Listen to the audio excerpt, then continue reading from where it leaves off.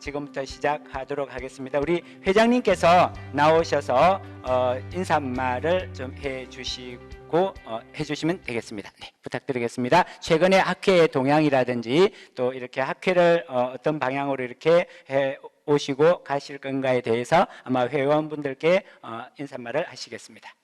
네, 박수로 안녕해 주시면 감사하겠습니다. 어떻게 점심 잘 드시고 공부 많이 하시면서 조금 힐링이 되시는지 모르겠습니다. 이 좋은 자연 경관과 좋은 공기 속에서 어떻게 하면은 조금 좋은 시간을 가지실 수 있을까, 이런 배려에서 알펜시아를 선택을 했습니다만은 좋은 시간이 되셨기를 기대해 봅니다. 자, 저희들 한국지방자치학회가 30주년이 되는 그런 뜻깊은 해가 올해입니다. 그래서 저희들이 그동안에 많은 선배 교수님들 또 박사님들이 연구해 놓은 것들을 잘 축적해서 또 다른 30년을 준비해야 된다는 그런 차원에서 각 주제별로 지금 열심히들 연구해서 성과를 지금 축적해 나가고 있는 그런 상황에 있습니다. 그래서 저희들 나름대로 노력은 하고 있는데 이런 것들이 여러 학회 회원님들이 잘 아셔서 서로 공유해 나가시면서 좀 지원을 해 주셔야 되지 않을까, 이런 생각으로 좀 더 많은 관심과 애정을 가주시고 좀 지원을 해 주셨으면 좋겠다라는 그런 말씀을 먼저 드리고자 합니다. 그리고 이제 우리 학회가 앞으로 나가야 될 방향들을 오늘 정세욱 교수님 그리고 소진광 교수님께서 앞에 세션에서 너무나 귀중한 말씀들을 해주셨습니다. 그래서 저희들이 생각한 거 이상으로 오늘 귀한 말씀, 소중한 말씀을 해주셨기 때문에 그것을 우리 지금 전부 다 녹음이 돼 있어서 아마 올려서 학회 회원님들과 같이 공유할 수 있는 그런 시간을 갖고 저희들의 방향을 좀 더 구체적으로 더 설정하는데 어떤 지침으로 삼아야 되지 않을까, 이렇게 생각을 합니다. 그래서 저희들은 이제 학회지의 질적 지금 평가를 받고 있는데요. 우리 한국지방자치학회보가 사실 행정학이 아닌 정치학 분야로 지금 들어가 있습니다. 연구기관에서 학문 분류에 있어서는 정치학 쪽으로 분류가 돼 있어서 그쪽에서 우리 자치행정학이 정치학에 조금 차별을 받고 있는 것이 아닌가, 이런 생각이 듭니다. 제대로 평가를 못 받고 있는 것이 아닌가. 그래서 이 부분을 우리가 등재학술지지만은 자치행정학에서의 우수 등재학술지로서 격상이 돼야 되는 그러한 과제가 우리 앞에 있다, 이렇게 말씀을 드릴 수 있겠습니다. 근데 이게 우수 등재 학술지로 가기 위해서는 그 연구재단의 아마 그 학문 지침에 의해서 가장 최상위급만 한 학회지만 이렇게 평가를 해서 올려주고 있는 것 같아요. 그래서 이 부분을 우리 학회가 앞으로 고민해야 될 숙제거리가 아닌가, 이렇게 생각합니다. 그래서 행정학도 자치행정학이라고 하는 이런 분과를 우리가 또 하나 만들어서 거기서 평가를 받는다고 한다면 아마 최우수의 우수 등재지로서 그 위치를 점할 수 있지 않을까, 이런 생각을 해보는 겁니다. 그래서 그런 쪽으로 우리 학회 회원님들이 앞으로 서로 도와주셨으면 좋겠다, 이런 말씀을 드리고요. 그 다음에 우리 한국지방자치학회가 갈수록 이게 몸집이 불어나가고 있습니다, 지금.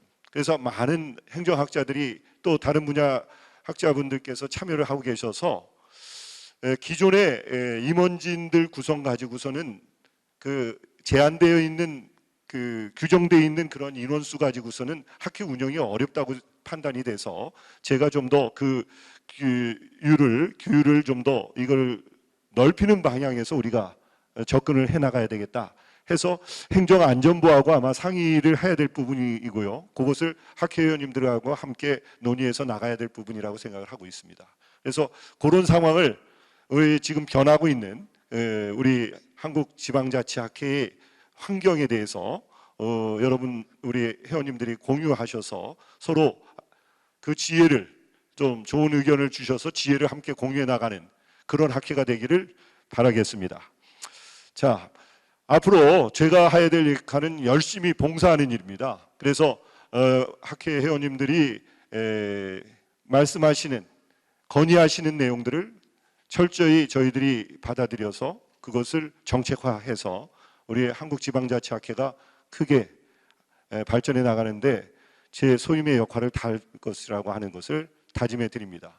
오늘 특히 소진광 교수님 말씀하신 학회 역할이라고 하는 부분이 울트라 유니버시티라고 아까 그런 말씀도 해주시고 그 제임스 퍼킨슨이 얘기하고 있는 그런 대학이 가져야 되는 기능이 세 가지 기능인데 우리가 잘 알다시피 교육, 연구, 봉사라고 하는 거죠. 근데 제임스 퍼킨슨이 얘기한 걸로만 우리가 기억을 하는데 사실은 우리나라의 대학이라고 하는 에서 벌써 이미 2500년 전에 나왔던 얘기라는 거죠.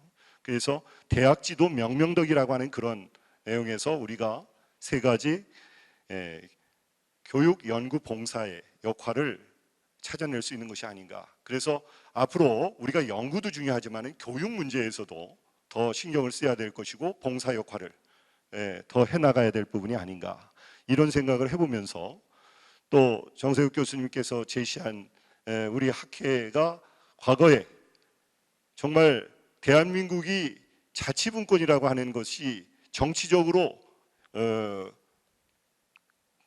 권력 다툼 속에서 희생될 수밖에 없었던 그러한 상황에서 헌법소원을 제시하셔가지고 대한민국의 자치분권을 제대로 바로 서게 하신 그러한 우리의 아주 고귀한 우리 학회의 자산이자 대한민국의 훌륭한 그런 원로 교수님들이 계셨기 때문에 가능했던 일이 아닌가 이런 생각을 해보면서 그런 것들이 잘 우리가 보존해서 앞으로 나가야 될 큰 우리의 큰 과제다 이렇게 생각하면서 저희들이 잘 보존하면서 또 우리 후배들에게 잘 전파해 나가는 그런 역할을 자임해 나가겠다라는 말씀으로 오늘 제 인사말을 대신하도록 하겠습니다.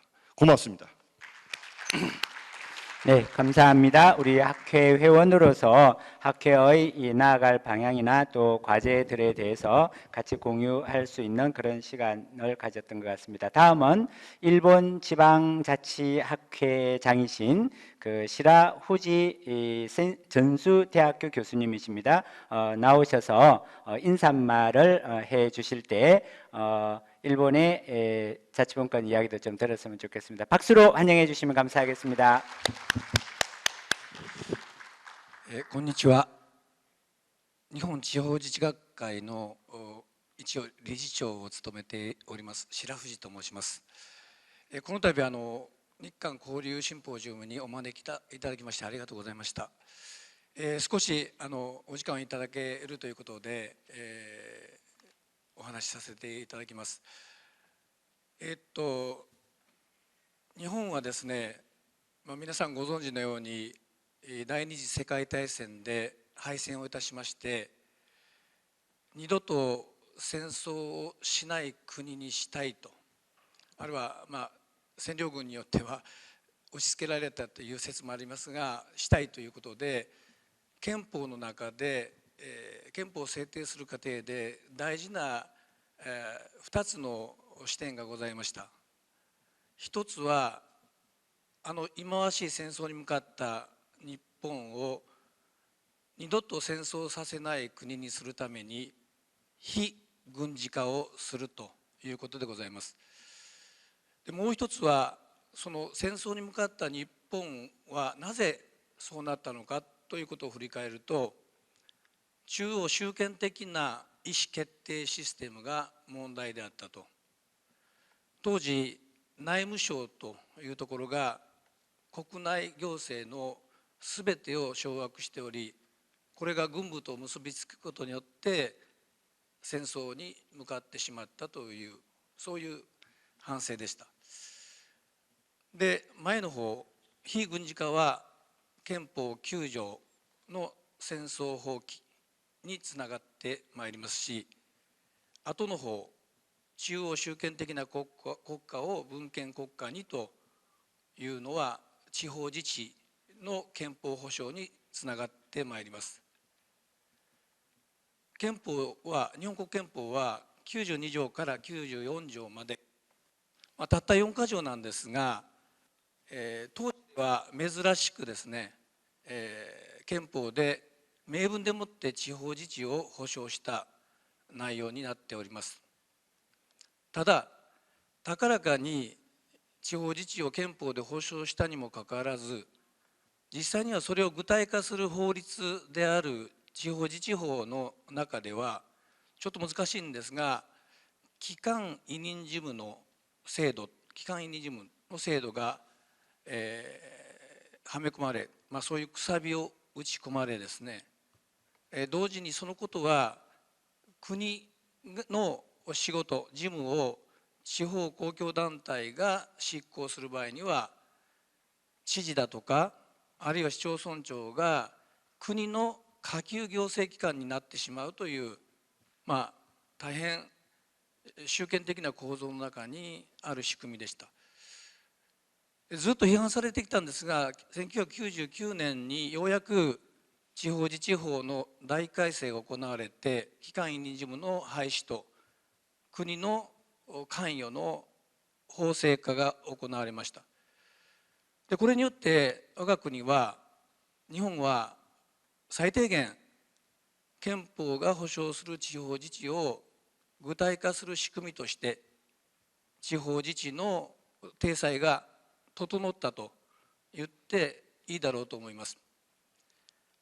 地方分権改革を推進する多くの人々が努力されたこともその限りでは事実だったろうと思います。でその後、分権改革の後、日本がどうなったかということなんですが、今日午前中、日韓交流シンポジウムでふるさと納税の問題と、それからもう一つは地方創生の問題を議論いたしました。これらの2つの問題もですね、いわば地方分権改革の延長線上だとか、あるいは例えばふるさと納税の方は、分権改革で割り送った小さな自治体のにとっての尻拭いの政策であったというふうに言っても過言ではないというご議論が今日紹介されました。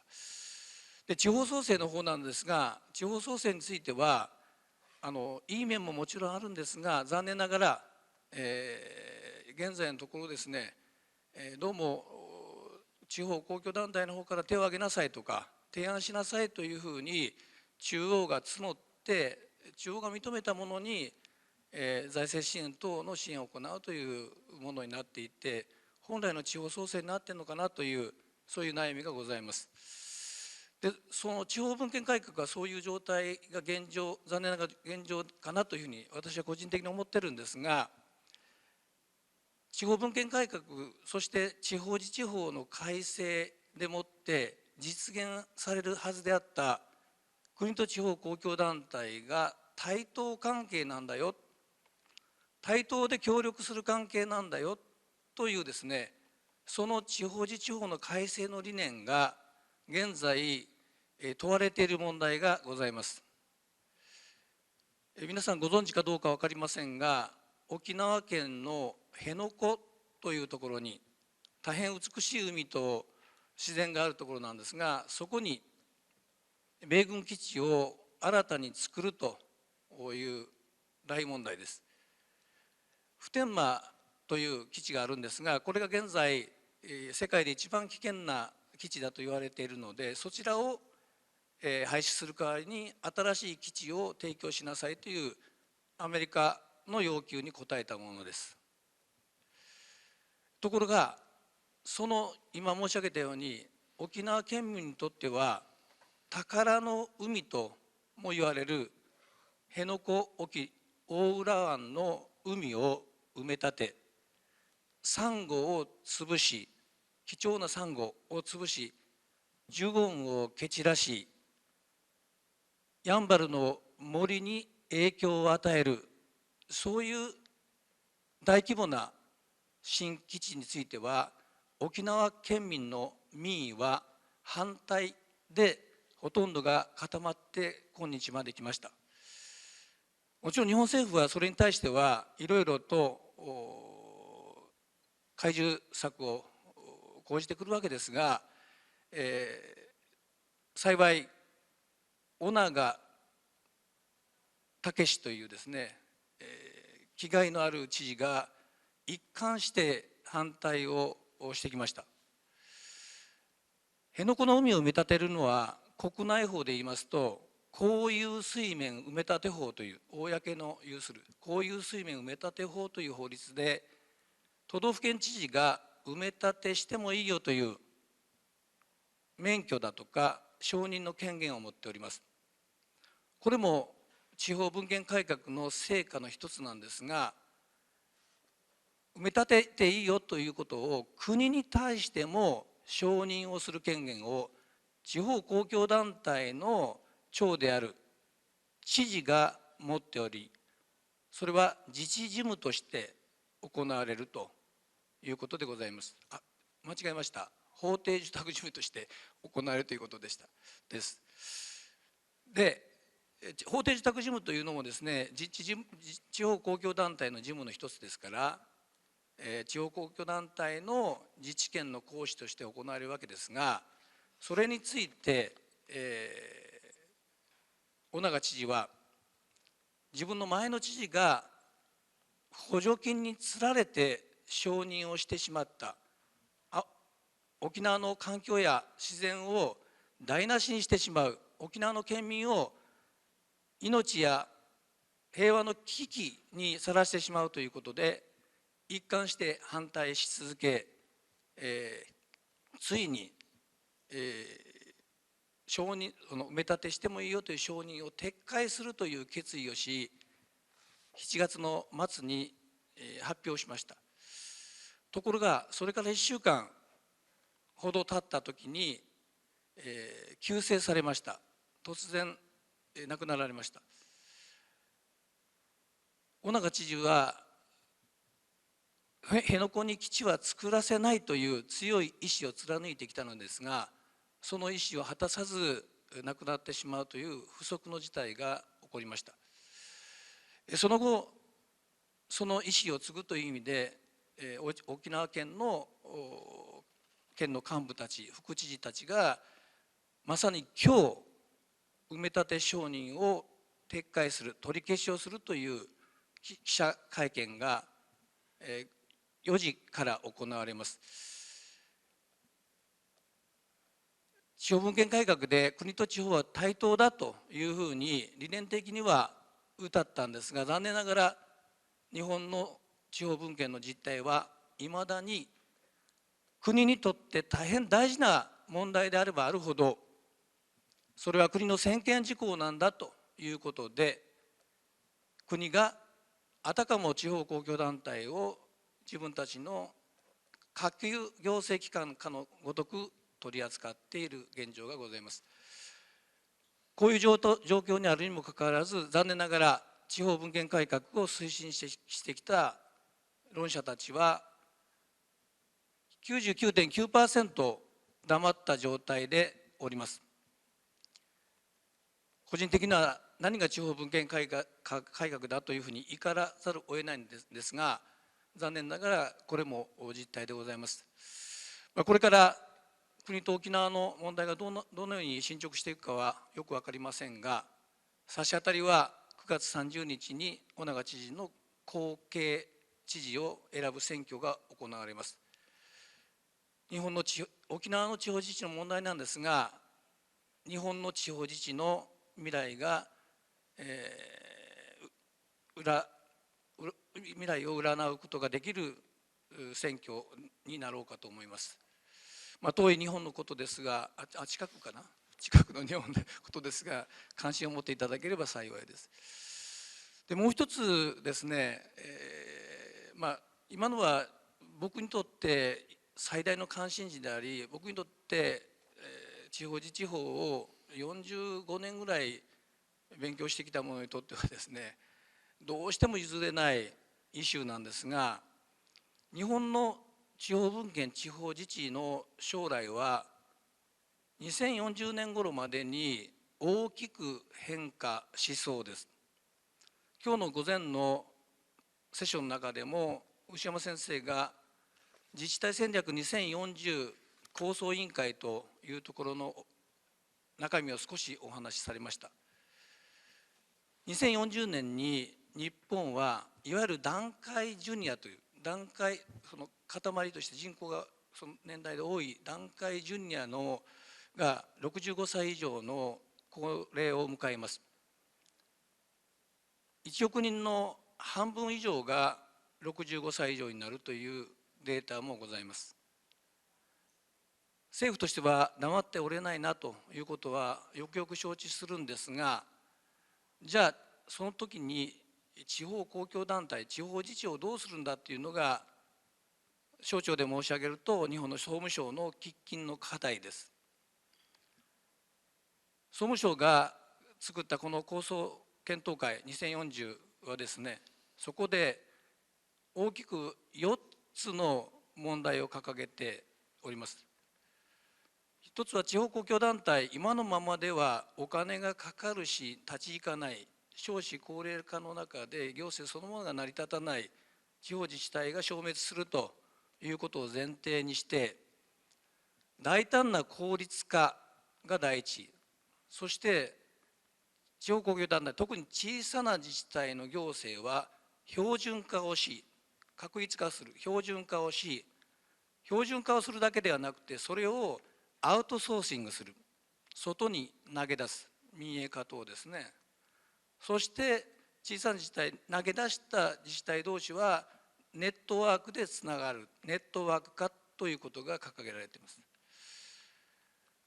このことがうまくいくかどうかは市町村合併の政策なんかを顧みてもまだまだよく見えないところでありますが、何が一番問題なのかというと、おそらく小さな地方公共団体を合併するという政策はもう行き詰まってしまった。じゃあそれに代わってしかし安上がりの地方自治を推進するためにはどうしたらいいかというので思案をしていると思うんですが、そのためには区域を中心とする、区域を基礎要素とする、基礎的な要素とする地方公共団体、区域自治体、地域自治体ではもう成り立たない。ならばどうするかというと、行政を機能的に分類し、行政を機能的に分類し、機能ごとに、例えば介護なら介護行政、医療なら医療行政、などなどですね、行政を機能的に分類し、機能的自治を推進することが効率化やあるいは標準化につながるんだという認識を示しております。で、この区域的自治から機能的自治へという変換は、憲法が保障した地方自治の理念とは全く相入れないものでありますので、これから法的にも十分議論になろうかと思いますが、総務省なんかが掲げている方針でいうと、そのためには、まずネットワーク化されたものがつなぎ合って、県域リージョンですね、県域行政主体なるものを作りましょうと、県域行政主体を作りましょうと。その県域行政主体ができれば、都道府県と市町村という日本の特徴である都道府県と市町村という二層性もいらなくなるよね、あるいは柔軟化できるよねということで、まさに憲法の保障している地方自治の中身が大きく変わろうとしている時期にあたります。私45年と申しました大学20歳ぐらいから一応勉強しようと思って主観的には勉強してきましたので、45年46年経ってるんですが、研究の終末を迎えそうな時にですね、最後に区域的自治がなくなるのかよということで、どうしても自分としては最後の抗い、最後に抵抗したいなというふうに思っております。韓国の状況がどのように今後なっていくかはつぶさに私存じ上げませんが、人口減少だとかあるいは少子高齢化のような大きな問題が共有するような問題であるとすれば、早晩勧告の方でも、あるいはもうすでにそういう議論が行われるのかなと思います。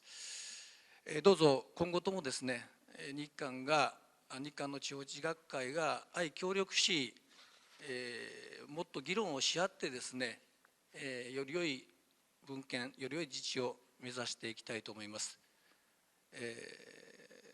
本当にお招きありがとうございました。以上でご挨拶とさせていただきます。ありがとうございました。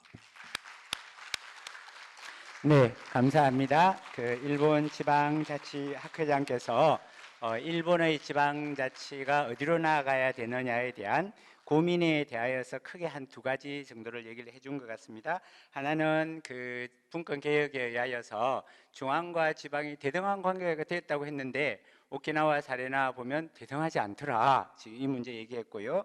또 하나는 그 지방자치라고 하면 보통 구역자치를 이야기하는데 최근에 이 구역자치의 한계 때문에 기능자치라고 하는 이야기를 지금 꺼내고 있는데 이게 뭐가 문제가 되냐니까 일본의 헌법에서 보장하고 있는 지방자치라고 하는 그 규정을 벗어나게 되는 문제가 생긴다라고 하는 얘기를 했습니다. 그러면서 아까 초반부에 뭘 얘기했냐니까 일본이 전쟁 끝나고 나서 헌법에다 두 가지를 명시했다고 한 거죠. 하나가 비군사화고 또 하나가 지방자치였다는 거잖아요. 왜 그랬냐니까 이 전쟁하는 국가가 되었던 것이 일본의 내무성이라고 하는 것이 군대하고 딱 결탁을 해가지고 굉장히 강력한 중앙집권적인 시스템을 만들었던 것 때문에 헌법에다가 4개의 조항을 만들어서 지방자치를 반드시 실현하겠다 하는 것이 헌법의 이념이었다라고 하는 거죠. 근데 그게 일본의 현실에 있어서는 굉장히 중앙집권적인 그러한 시스템, 그 구조가 기관임 사무였다라고 하는 거였고, 이거를 그 90년대 분권 개혁을 통하여서 완전히 기관임 사무 폐지를 해버려서 대등한 관계로 되어졌다 하는 그런 헌법에 근거한 그런 유래들을 얘기를 해 주었던 것 같습니다. 그러면서 우리 한국에 대해서 마지막에 제안을 했던 것이 자기는 이 구역자치라고 하는 부분 저항하고 자치학자로서 45년 동안 지방자치를 전공한 학자로 이건 저항해야 되겠다 이 얘기를 하면서 한국의 지방자치 과연 어떻게 갈 것인가에 대해서 같이 좀 공유하고 협력했으면 좋겠다 하는 이야기를 했습니다. 다음은 그 정세욱 우리 원로 학회장님께서 한국의 지방자치 분권 또 어떻게 나아가야 될 건가에 대해서 회고와 전망에 대해서 기조 연설을 해 주시겠습니다. 나오실 때 네, 박수로 환영해 주시면 감사하겠습니다.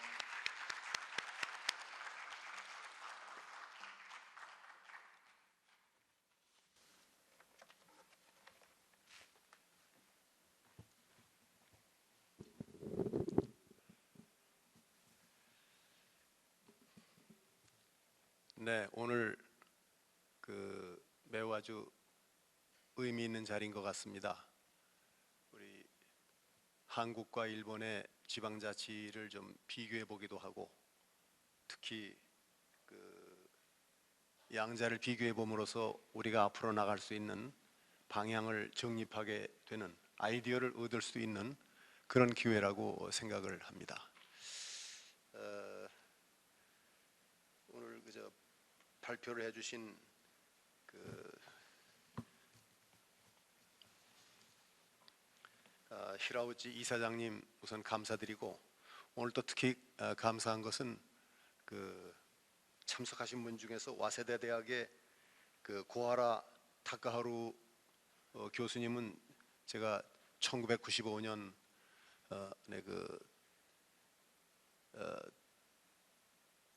안양에서 한일 교류 지방자치 학회를 열었을 때 그때도 상당히 좀 지금 규모하고 비교해 보면 아주 미약하게 짝이었지만 그 당시로서는 굉장히 성대하게 열었는데, 그때를 회상하면서 저를 기억해 주시더라고요.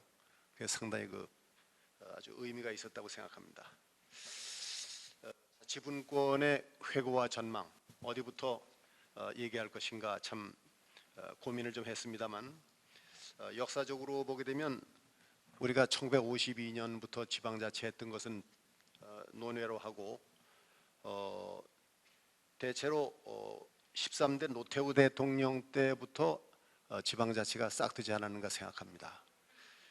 아시다시피 노태우 대통령이 본인은 아니지만 6.29 선언을 하게 되고 또 그 노태우 대통령 기간 동안에 지방의원 선거법과 지방자치단체 장선거법을 제정하게 됩니다. 물론 이건 제대로 시행되려고 하진 않았던 것 같은데 그 당시에 이제 저희 한국지방자치학회에서 그 헌법소원을 내게 됩니다. 이것은 우리 지방자치학회하고 좀 관련이 있기 때문에 잠깐 말씀드리면 지방자치법과 지방의원 선거법을 자꾸 개정을 하면서 선거는 언제까지 하겠다 하는 걸 자꾸 기간을 연장해 갑니다. 그래서 결국은 이걸 하지 않겠다고 하는 뜻으로 해석이 되는데 그래서 우리가 이제 그 기간을 마음대로 어기고 또 지방선거를 하려면 지방의원 선거법을 그 구체적인 규정을 둬야 되는데 그것도 제정하지 않고 그래서 하나는 국회 이 법을 개정하지 않는 입법 부작위하고 또 하나는 그 선거일을 갖다 어기는 그런 일을 반복하는 그 두 가지에 대해서 우리가 그 참정권을 침해받고 있다. 나는 선거권도 가지고 있고 지방의원 피선거권도 있는데 그걸 침해받고 있다. 그래서 입법권자인 그 국회를 대상으로 해가지고 피청구인으로 해서 헌법 소원을 냈습니다. 우리 지방자치학회 당시 회장이었던 노영익 회장님을 비롯해서 8명의 교수들이 이것을 냈습니다. 그 당시에 정부에서는 상당한 좀 만류가 있었습니다. 그러지 말라고. 그렇지만 저희들이 이제 그걸 극복하고 그렇게 해서 냈는데 저도 압력을 많이 받았습니다. 하지 말라고 하는 압력을 받았는데 그래서 그걸 제청을 했는데 이제 결국 그 헌법 소원을 청구하게 된 것이 입법 부작위에 의한 참정권 침해입니다. 그래서 그거를 확인해 달라.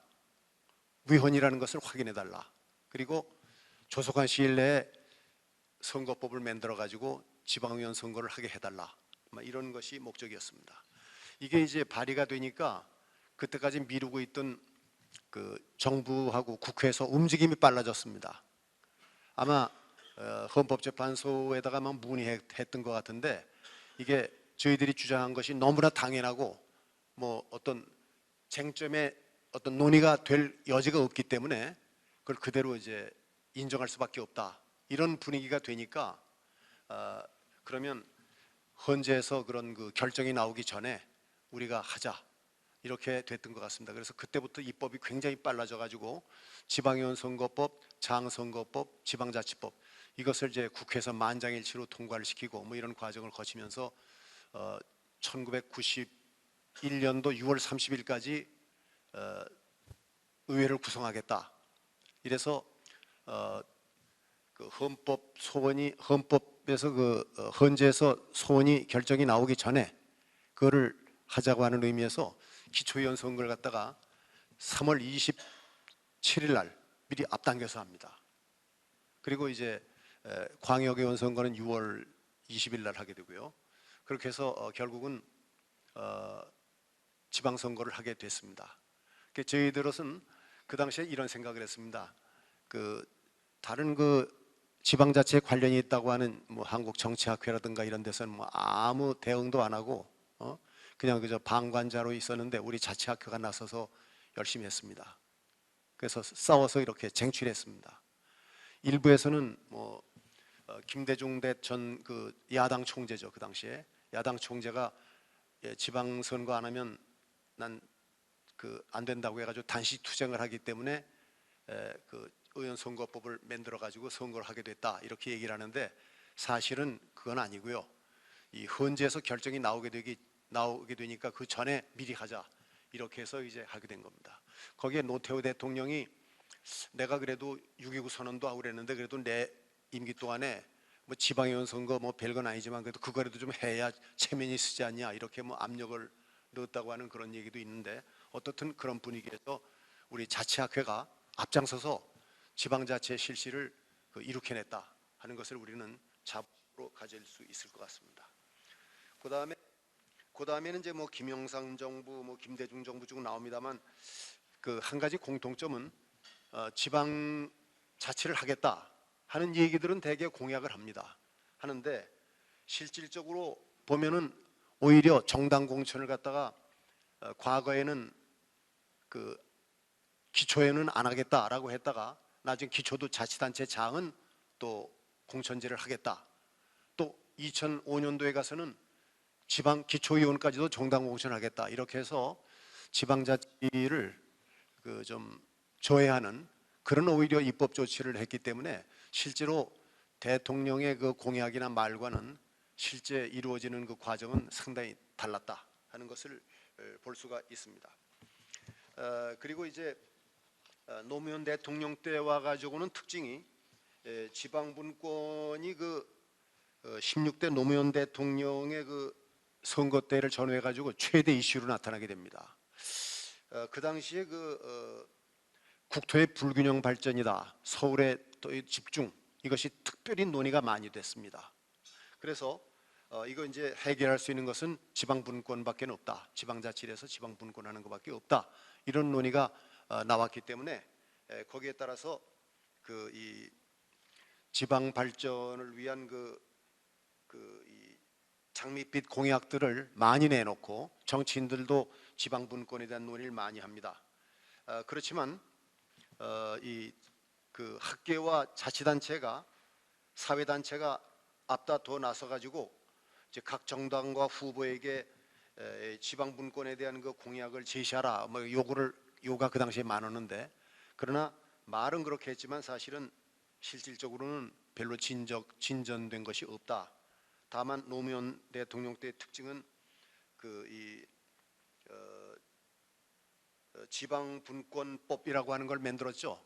근데 그 법은 여러분들 잘 아시겠지만 지방분권을 이루는 법이 아니고 앞으로 지방자치경찰제를 실시하게 될 때는 이렇게 해야 된다. 또 지방교육자치를 할 때는 이렇게 돼야 된다. 그런 거기 때문에 그건 아무 구속력도 없는 아무런 하나의 법이었다. 이렇게 평가를 할 수 있습니다. 그건 뭐 안 만드는 것보다 그저 못한 그런 법이었다고 볼 수 있습니다.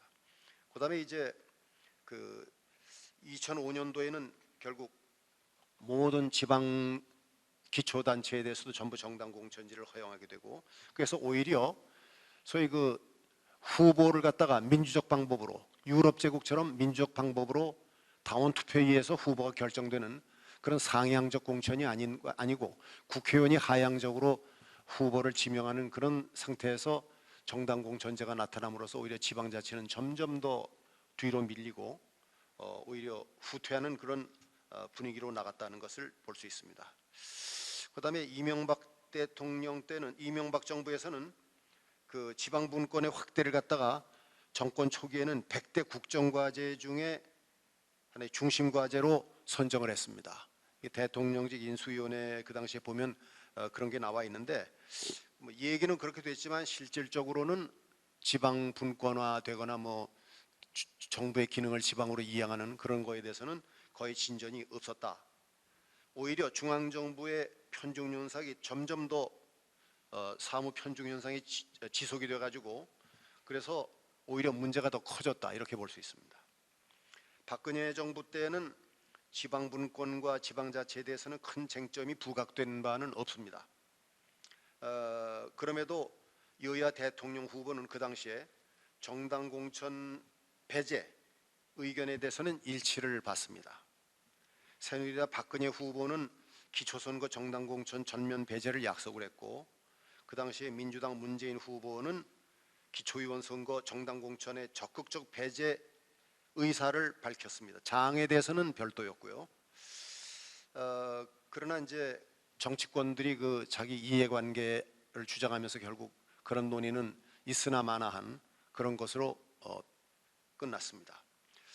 문재인 정부 출범 이후에 문재인 대통령은 자치와 분권이야말로 국민의 명령이고 시대 정신이다, 이런 얘기를 여러 번 했습니다.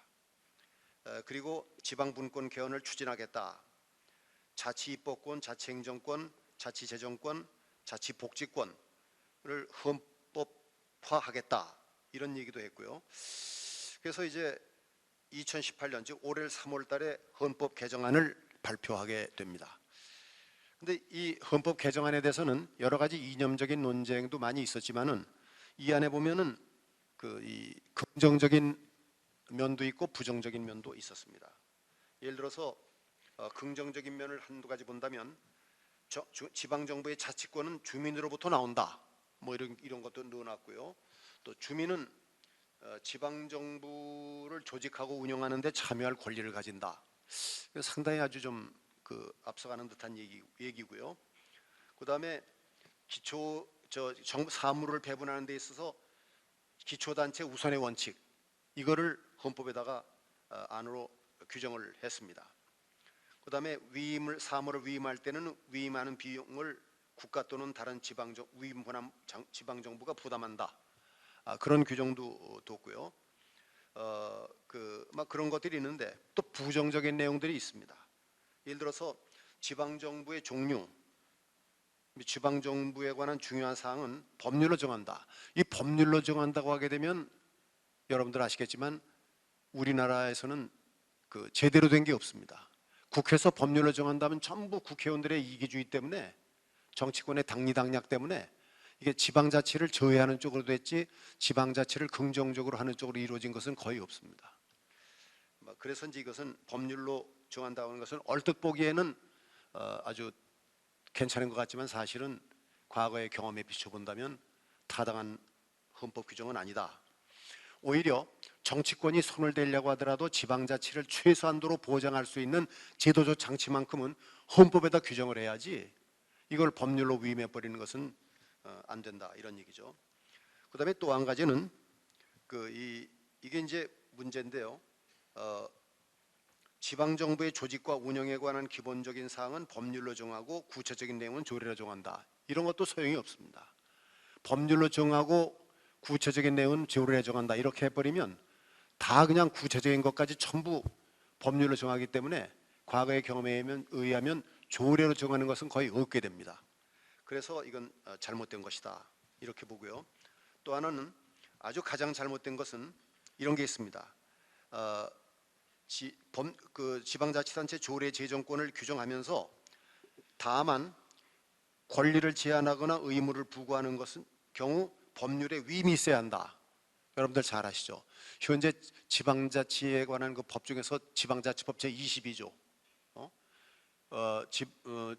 지방자치단체는 법령의 범위 안에서 조례를 제정할 수 있다 해놓고 다만 무슨 권리를 제한하거나 의무를 부과하는 경우에는 법률에 위임이 있어야 된다. 근데 법률에 위임이 없으면 벌칙 조항도 만들고 권리 제한하지 못한다 하는 겁니다. 이건 아주 악법 중에 악법인데 이걸 헌법이 잘못되어 있는 지방자치법 22조 단서를 갖다가 헌법에다 옮겨다 놨습니다.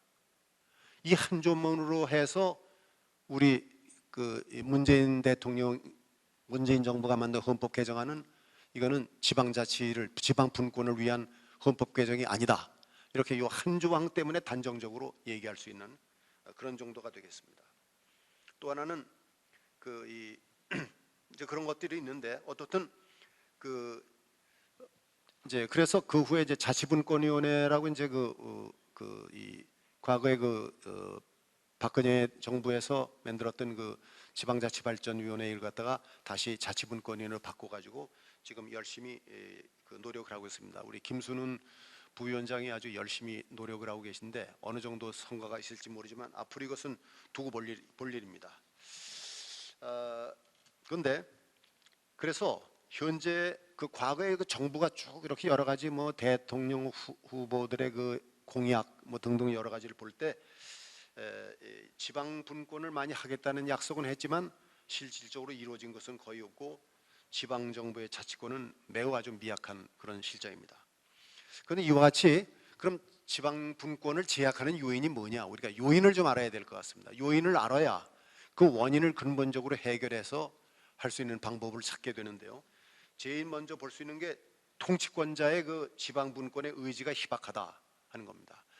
공약은 그렇게 하지만 지방 분권을 하겠다고 하는 걸로 하지만 실질적으로 당선된 다음에는 별로 지방 분권에 대해서는 관심을 갖지 않거나 강력하게 추진하지 않았다 하는 것입니다.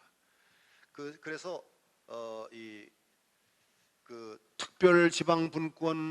특별지방행정기관을 정비하는 문제, 이것만 보더라도 우리 다 알지 않습니까?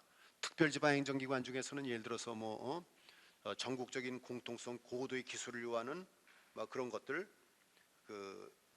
예를 들어서 기상 업무라든지 또는 항공관제 업무라든지 관세, 세무, 이런 것들은 전부 중앙정부에서 이제 각 일선 행정기관을 도와가지고 해야 되지만, 그 밖에 지방 중소기업이라든지 병무행정이라든지 이런 것들은 사실상 자치단체에서 시도에서 하고 있는 거하고 다 그대로 중복이 됩니다. 그러면 그런 건 전부 폐지해야 되는데, 그런 걸 그래서 시도에다가 이양하고 그래야 되는데 이것이 하나도 이루어지지 않고 있다. 이것은 대통령의 의지가 부족하기 때문이다, 이렇게 생각합니다. 또 중앙 정치인들의 의식이 매우 아주 지방 분권의 저해 요인이다, 이렇게 볼 수 있습니다. 권한이 이제 정치인들은 굉장히 거부 반응이 심하다. 그래서 분권을 통해서 지방자치단체 장의 권한이 커지면 오히려 국회의원들은 불리하다고 생각을 한다. 이제 그런 얘기가 되겠습니다. 그래서 오히려 지방 분권에 역행하는 그런 행동들을 많이 하고 입법에 참여한다, 이렇게 볼 수 있습니다. 그 전에 부총리하고 한국개발연구원장을 지냈던 김만지 의원이 이런 얘기를 한 적이 있습니다. 집권층이 권력의 맛을 알고 나면 손에 쥔 권한을 내놓기가 어려워진다. 아주 전곡을 찌르고 있는데, 다른 나라도 그럴지 모르지만 저는 다른 나라가 다 그렇지는 않다고 생각합니다. 불란서의 경우 보면 헌법에다가 지방 분권 국가가 집어넣은 것도 국회의원들이 앞장서서 한 것이고, 또 1982년에 지방 분권 국가로 완전히 바꾸는 것도 국회의원들이 앞장서서 한 겁니다. 그런데 우리나라 국회의원들은 정 반대니까 우리나라 국회의원들이 그렇다고 해서 외국의 국회의원들도 그렇다, 이렇게 하는 것은 잘못입니다. 우리나라 국회의원들이 아주 극단적 이기주의, 당리당략, 이것이 특징이라고 볼 수 있겠습니다. 그다음에 중앙정부 중앙정부의 관료들이 지방 분권에 대해서 굉장히 아주 거부 반응이 심합니다. 그래서 우리가 지방에 권한을 넘겨주면 우리는 할 일이 없어지기 때문에 곧 잘리거나 무슨 인사 불리거나 한다, 이런 관념이 100개 있습니다. 그래서 실제로 어렵다. 또 지방정부에서 하고 있는 것을 오히려 잘하고 있는 것을 중앙정부가 뺏어가려고 합니다. 죽이는 것하고 뺏어가려고 하는 그런 게가 있는데, 제가 예를 하나 발견했습니다. 여러분들 지방에 가면은요, 시도지사가 이런 사업을 했습니다.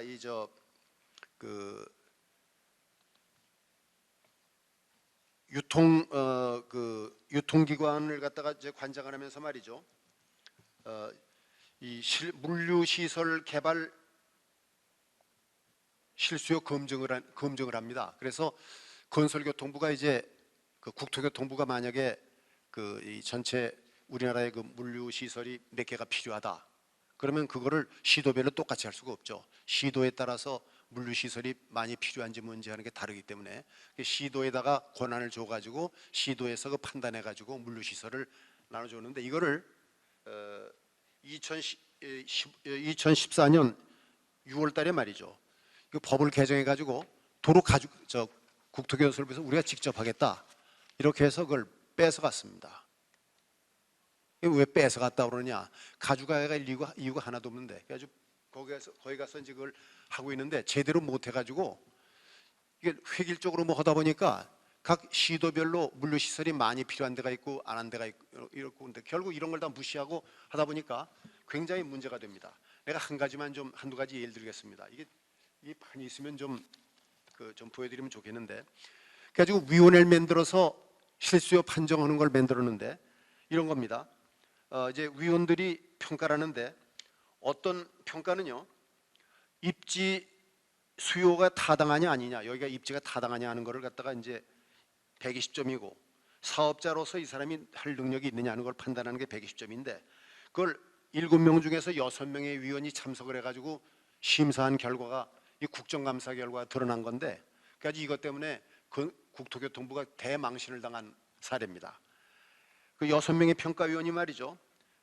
평가를 했는데 A 위원은 2.5, 120점 만점에 2.5점을 줬고 B 위원은 40점을 줬고 C는 68점, 어떤 사람은 77.5점, 어떤 사람은 27.5점, 어떤 사람은 15점.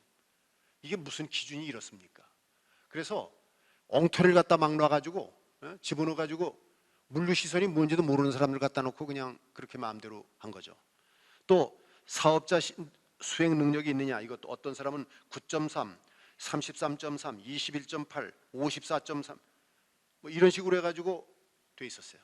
또 한 가지 더 기가 막힌 거는 또 한 사람은 이제 탈락을 시키기 위해서 탈락시킨다는 목적을 정해놓고 공무원들이 마음대로 심사표를 만드는 겁니다. B 업체는 말이죠.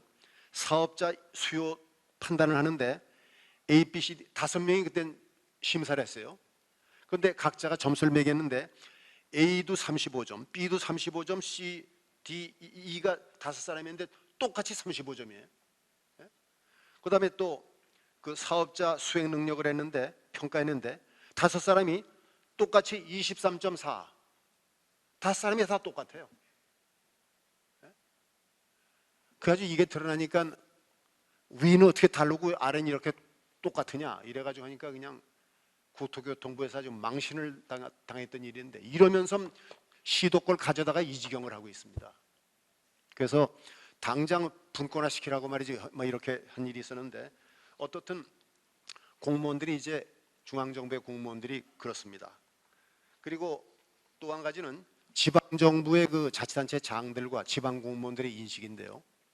이것도 영등포에서 무슨 어떤 사례가 있었냐면은 어떤 사람이 그 관광 호텔을 만들겠다고 해가지고 600억을 들여서 다 해놓고 이제 해가지고 만들어서 제출했더니 이제 교육감하고 이제도 다 협의가 되고 제출했더니 벼랑에 동네 사람들이 문제를 일으켰어요. 우리 저 러브 호텔은 안 된다. 러브 호텔도 아닌데 그러니까 안 해주는 겁니다. 업자 보고 네가 가서 주민들을 설득시켜라. 이러고 안 해주는 거예요. 지방선거 2개월 앞두고니까 물론 그 이해가 되지만 그래가지고 좀 가서 좀 떡도 좀 돌리고 이렇게 해서 말이야 해야지 우리가 그냥 그 덮어놓고 내줄 수가 있느냐 이런 식으로 그냥 막 기피하고 그래가지고 이게 청와대까지 이게 문제가 올라가가지고 박근혜 정부가 그 당시 대통령이 하도 말도 안 된다고 그래가지고 했는데 결국은 그런 식으로 해가지고 질질 끌고 그냥 오히려 업자를 갖다가 나무라고 이렇게 해가지고 만약에 이런 상태라면 지방 분권 하겠느냐 못한다. 막 이런 논의가 됐던 그런 것입니다. 나중에 또 이 주민들이 말이죠.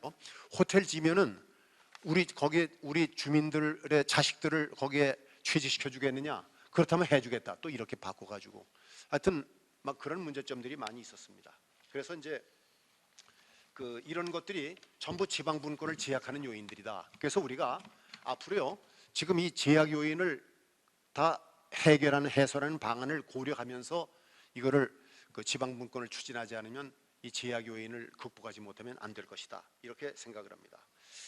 그리고 이제 지방 재정이 약한 것도 이제 문제고요.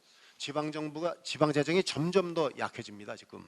그래서 재정 자립도는 점점 떨어지고 있고 국가 재정에 대한 의존 비율은 점점 더 높아지고 있고요. 그래서 이런 상태에서 과연 어떻게 우리가 지방 분권을 할 것이냐. 그 지방 분권은 재정 분권이 따라가야 되는데 각 지역 간의 재원의 격차가 너무 심하다 보니까 이걸 재원 분권을 하더라도 한계가 있고 그래서 어떻게 그것을 할 것이냐 이런 어려운 점이 있다는 점도 우리가 지약 요인의 하나로 생각해야 되겠습니다. 중앙집권의 폐해 같은 거는요, 뭐 폐해가 굉장히 많죠. 이것을 제가 말씀드리는 이유는 이거를 극복하지 않으면 안 된다. 그래서 그래서 이제 그 세월호 침몰 사고 같은 것도요. 이건 물론 지방 분권의 문제는 아니고 지방 분산의 문제지만은 결국 대통령까지 올라가서 뭐 7시간 동안 뭐 했느냐 이게 문제가 아니라 왜 그게 대통령까지 올라가야 됩니까? 9.11 사태를 보게 되면요 연방 정부가 관여한 것도 아니고 뉴욕 시장이 관여한 것도 주지사가 관여한 것도 아니고 뉴욕시의 소방 산하에 있는 맨하탄 그쪽을 관장하는 11 소방대장이 총 지휘해 가지고 다 불 껐어요. 그거 다 수습하고 그 밑에 위에 있는 시장 주정부에 있는 관료들도 이렇게나 저렇게나 하고 소방대장이 지시하면 거기에 따라서 알았다고 도와주고 이렇게 해서 극복이 된 거거든요 이게. 근데 우리는 목포 해양경찰서 거기에 112 구조대라는 것도 있는데 구조대는 말이 구조되지만 아무 권한도 없고 보고하는 권한밖에 없어요. 그게 왜 대통령까지 올라갑니까? 뭐 보고해야 된다 가지고 사진 찍어라. 아니 배가 지금 들어가는데 말이죠 구조하는 게 먼저지. 그 무슨 위에서 뭐 행정안전부하고 저희 해양경찰청 위층에서 몇 명이 배 안에 있는지 보고해라. 100명 있으면 어떻고 200명 있으면 어때요? 그게 뭐 중요합니까? 그거 몇 명 있는지 보고해라. 뭐 그래서 배가 어떻게 들어가는지 보고해라. 사진 찍고 영화 찍는 것도 아닌데 말이야 그 사진 찍고 구조하는 배는 접근하는 걸 막아버리고 이러니 참 이게 이제 근데 그런 그 분권의 문제로 생각을 하질 않고 자꾸 정치적으로만 해가지고 무슨 뭐 왜 대통령이 7시간 동안에 뭐 했냐 뭐 왜 대통령한테까지 올라가야 되느냐 그 얘기는 없고요. 그러니까 문제는 해결되지 않고 밤낮 똑같은 문제가 되풀이되는 막 그런 거죠. 그리고 이제 그 메르스 환자 메르스 환자 때 그거 보게 되면요 시도가 보건환경연구원이 충분히 그 해가지고 해결할 수 있음에도 불구하고 보건복지부에서 분권을 안 해요. 그러니까 분명히 알면도 불구하고 조치를 취하지 못하고 막 병원 퍼져나가고 그래서 이게 이제 막 굉장히 문제가 됐었는데 이것도 역시 지방분권의 문제로서 우리가 감안을 해야 된다 이렇게 생각합니다. 그 밖에 뭐 많이 있는데 예를 들어서 뭐 개발 제한 교육의 문제, 무슨 뭐 국토의 계획 및 이용에 관한 문제, 또 주거 및 도시환경 정기법의 문제 이런 데 보게 되면 문제가 굉장히 심각한 들이 많아요. 근데 왜 그게 분권의 문제가 논의가 안 되느냐? 사람이 죽고 사는 문제가 아니다 보니까 신문에 나질 않아요 이게. 그래서 이게 해당되는 사람들은 참 힘들죠. 그래서 이것 때문에 처리돼야 할 안건이 뭐 3년씩 늦어지는 경우도 있고 6, 7개월 늦어지는 경우. 창원시는 14개월, 성남시는 6, 7개월, 부천시는 3년 이렇게 행정이 막 지연되고 그래가지고 뭐 지역이 막 문제가 되고 하는 그런 것들이 있습니다. 그래서 이제 앞으로 지방분권의 전망은 제가 보기에 그 아까 말씀드린 지하 요인을 극복하려면 굉장히 힘듭니다. 그러니까 이것을 다 극복하고 그냥 이 강제로 할 수 있는 방법은 헌법 개정밖에 없어요. 그래서 헌법 개정을 하되 헌법 개정안도 이 정치인들에게 맡겨서는 안 된다. 정치인들에 맡겨서는 절대로 안 됩니다. 그러면 어떻게 하느냐? 우리 지방자치 학회가 중심이 돼가지고 다른 학회도 내가 보기엔 좀 안 되겠어요. 아까도 제가 말씀드렸지만 정치학회가 그래도 뭐 지방자치학회 관련 학회가 정치학회래요. 내가 참 웃음이 나는 게 지방자치가 제대로 안 되고 위기에 빠지고 했을 때 이걸 살려야 된다라는 얘기를 정치학회에서는 한마디도 얘기한 적이 없어요. 우리 자치학회에서 나서가지고 막 헌법소원도 내고 막 그랬지. 근데 지금 한국 자치학회보 이것도 지금 아까도 말씀했죠. 우리 최진혁 회장이 이게 정치 분야의 하나로 밑으로 들어가 있기 때문에 우수 학회 학술지로 하려고 하더라도 하나밖에 안 된다. 정치학회보가 우수학회가 되다 보니까 우리는 더 우수해도 우수하다는 학회보가 될 수가 없는 거예요 이게. 그래서 이렇게 잘못되는 거기 때문에 또 이제 근본적으로 바꿔야 된다. 그래서 지방분권 개헌을 하려면은요, 우리가 대한민국의 주권은 국민에게 있고 모든 권력은 국민으로부터 나온다 이렇게 돼 있지만 말은 그렇게 돼 있는데 실질적으로는요 대한민국의 권력은 대통령과 국회의원으로부터 나오는 거지 국민으로부터 안 나와요. 이것을 제도적으로 보장할 수 있는 것을 해야 그러니까 국회는 말이죠 지금도 이제 문제가 많은데 대통령의 권한을 국회로 남겨라. 그러면 국회가 제대로 일도 처리 못하는데 그것까지 또 넘어가면 어떻게 됩니까? 우리나라는 국회 독재가 됩니다. 국회 독재. 지금 국회의원은요 대통령은 탄핵 제도가 있지만 국회의원은요 지금 소환 제도도 없어요. 국회의원 소환 제도를 심의하다가 뭐 다른 거 뭐 저희 자치단체 장 소환 제도 뭐 전부 소화하다가 야 우리 건 빼자. 아 좋다. 옳은 얘기야. 싹 저희들끼리 싹 빼버렸어요 그거. 국회의원 소환 제도는 저희들이 심의하다가 저희들이 빼버렸어요. 그래서 없어요. 예? 그런데 그런 국회의원들한테 뭘 맡깁니까? 그래서 헌법 개정안, 이 지방자치에 관한 한, 다른 걸 몰라도 우리 지방자치가 주도해서 만드는 헌법 개정안을 만들어야 되겠다. 거기에는 이제 여러 가지가 있는데 말씀드릴 시간이 없기 때문에 그 헌법 개정안을 국민이 발의해 가지고 대통령한테 발의하면 바로 대통령이 국민 투표에 붙여가지고 국회 안 거치는 겁니다. 국민 투표에 붙여가지고 바로 헌법 개정이 되도록 국회 거치면 안 돼요. 그래서 입법권도요. 입법권은 제가 헌법 개정안을 그렇게 만들었습니다. 우리가 입법권은 국민과 주민에게 속한다. 국민이 직접 발표하면 되는 거예요. 다만 그 입법권을 국회와 지방자치단체에 의탁해서 할 수도 있다. 예? 이렇게 해놓는 겁니다. 국민이 주권주의가 그래야 되는 거 아니겠어요? 그래야 대한민국의 주권은 국민에게 있는 거죠. 그래서 이제 그렇게 하고 그다음에 대통령에게 법률 개정안 이런 것도 발의할 수 있도록 직접 발의할 수 있도록 국민들이 그렇게 만들고 국회의원의 그 소환 제도를 해서 우리 선관위원회에다가 바로 소환 선거를 할 수 있도록 그렇게 하고 그리고 우리 대한민국은 지방정부와 중앙정부로 구성되는 지방분권 국가이다. 지방정부를 앞에다 놨으면 좋겠어요. 중앙정부와 지방정부로 구성되는 지방분권 국가가 아니라 지방정부와 중앙정부로 구성되는. 그 왜 그러냐? 불란서의 법을 보게 되면요. 불란서는요. 법이 국가와 지방자치단체 간의 권한 배분에 관한 법률 이게 아니고요. 시읍면 제일 밑에부터 나와요. 시읍면, 도, 레지용 및 국가 간의 권한 배분에 관한 법률 이렇게 돼 있어요. 지방 우선의 원칙이죠. 네. 그래서 우리도 그런 식으로 하자 이거죠. 네. 그래서 지방을 앞세워서 그렇게 하는 그런 방법으로 해야 된다. 이제 그런 거고요. 그다음에 정당 공천은 하지 말라고 그러니까 반대가 많아요. 그래서 제8조 2항의 정한 목적과 조직과 활동이 민주적이어야 한다는 정당이 말이죠. 그럼 민주적이어야 한다는 요건을 충족하지 않는 한 시군구의 장 및 의회 의원 선거에 후보를 추천할 수 없다. 민족 요건을 갖춰서 다운 투표를 할 수 있다면 모르지만 그 이전까지는 안 된다. 그러면 다운 투표를 갖춘 다음에 해라 그런 얘기니까 그렇게 이제 규정을 하면은 되지 않을까 이렇게 생각을 하고요. 그다음에 그 지방정부의 종류도 헌법에 규정을 해야 됩니다.